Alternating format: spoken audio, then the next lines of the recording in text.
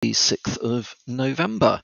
Hope you had a good bonfire night last night. Hope the fireworks were good and hope the weather stayed decent for you as well.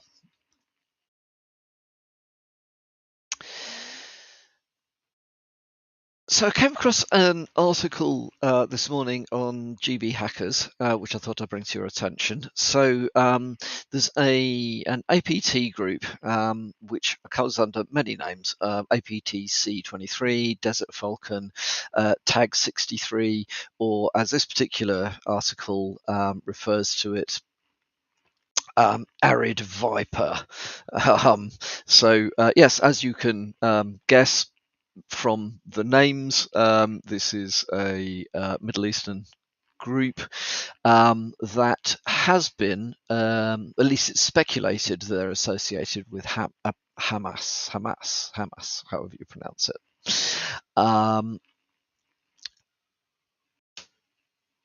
Given the fact that there is currently do we call it a war? I'm not sure, but certainly the conflict between Israel and Gaza, the Palestinian groups in Gaza, Hamas, is very active at the moment. Consequently, as countries in the Western world are broadly supportive of Israel's position. We're not going to get into the politics of this one here because they're complicated as always. But it is likely that cyber warfare will be kicking off or continuing on both or either sides. I don't know really. However, this particular application is aimed at Android and has been used to download other pieces of malware. So it may be an entry point for all sorts of things that could be going on. It is based around and looks similar to a legitimate online dating application called Skipped. And there is some speculation that there may be some of the developers may know each other or maybe the same developers, but that's pure speculation. It's very difficult to tell with these sorts of things. The article, so the reason I brought this to your attention, partly because it's topical if you're running Android. This particular piece of malware, by the way, switches off security alerts when it's installed, so you will not get notified by Android that this particular piece of malware was on there. Also, it asks for permission to use microphone, camera, contacts, call logs, SMS, Wi-Fi settings, background applications, photos, and system. It's an interesting one. So, if this was a legitimate dating app, at least some of those would look like they were reasonable requests. Microphone, camera, contacts, those sorts of things. It does talk to C2 servers, which give it instructions to download other pieces of malware, especially malware that is hiding under legitimate app names like Facebook, Messenger, Instagram, WhatsApp, and so on and so forth. There's a complete breakdown of all of this that Cisco Talos has provided, but the article that we'll link to the podcast has got some good indicators of compromise that you can grab.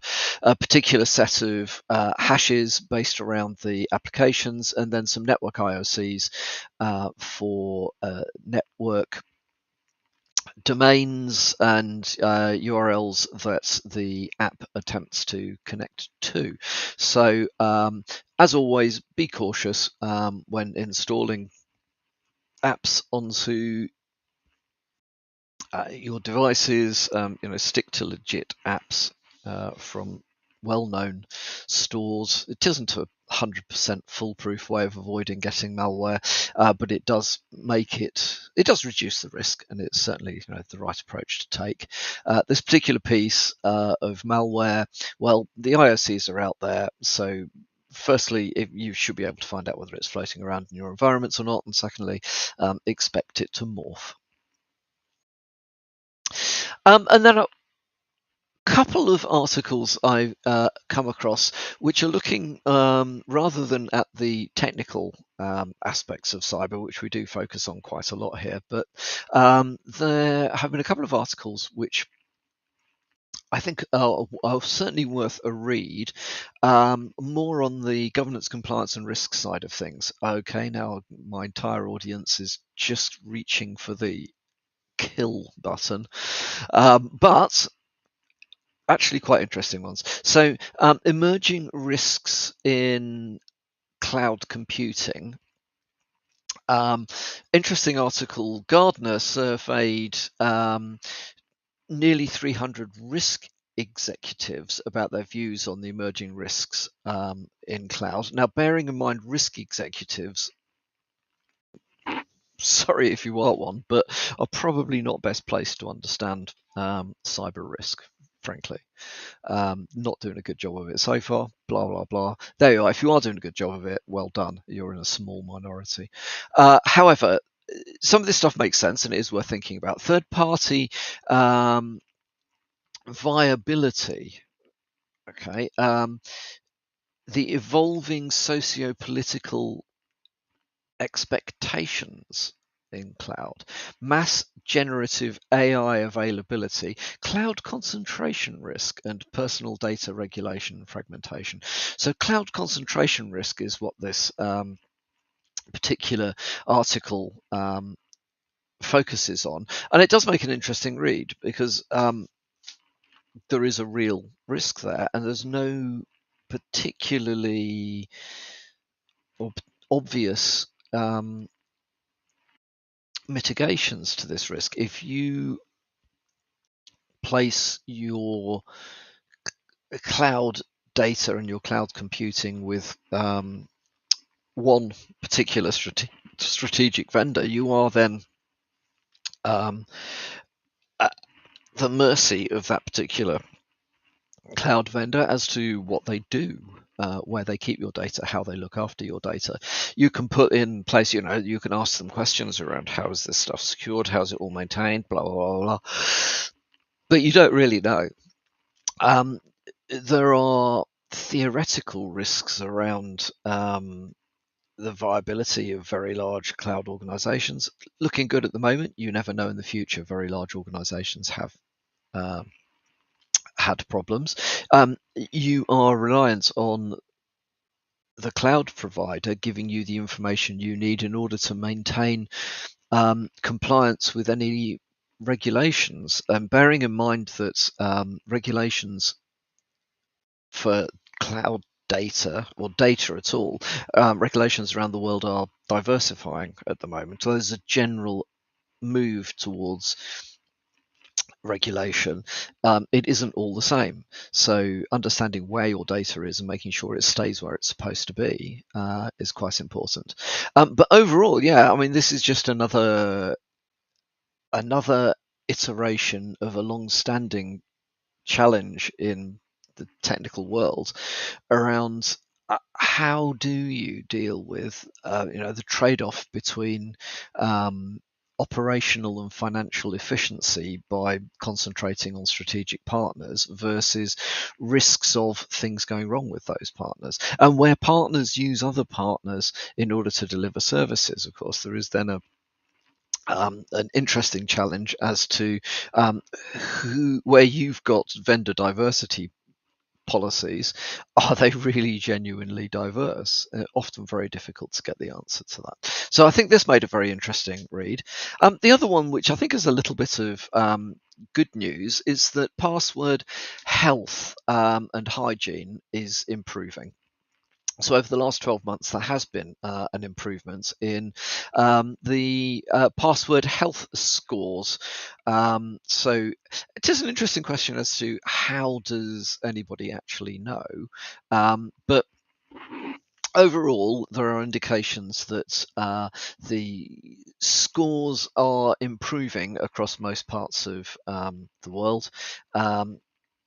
There's still a lot to do. There's still quite a lot of, people tend to use weak passwords, and they reuse passwords and don't change compromised passwords. So I think those are things to look at. Also, in this article, it does point out that there are, on average, nearly 230 passwords per person, if you see what I mean, services requiring passwords. So in order to avoid reusing passwords, it is almost impossible to manage them all without using a password manager of some kind or another. Now, I know there are pros and cons about password managers, as in if your password manager gets compromised, so is everything else. But I think that's a smaller risk than the risk of reusing, half a dozen memorable passwords when those get used in password spraying attacks, or whatever it may be, if they ever get compromised. So yeah, I'm in favour of using password managers. I would also say though that just relying on usernames and passwords these days is just not adequate. So definitely should be using MFA on everything where, well, I used to say everything that you think really mattered, but actually it's so simple to use. I would recommend it on everything if it'll do it these days. Also, so using MFA to enhance the security of your authentication, and pass keys again will be another area which is, we are. I think as I've said before, I got some questions around some of this stuff, but the general approach has got to be a good one from that respect. So interesting article there that you might want to have a look at. So that's all from me for today. I hope you have a good start to the week, and I'll speak to you all again tomorrow.